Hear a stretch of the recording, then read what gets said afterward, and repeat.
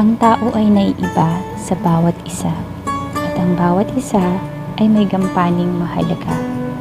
Hindi magkakapareha ang katangiang taglay, angking galing at husay, di magkakapantay.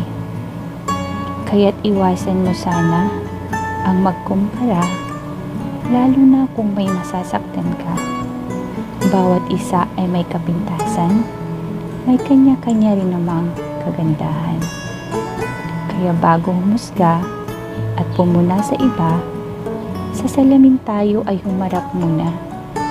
Pulayin ang mga nagawa. Tayo ba ay naging mabuti sa ating kapwa?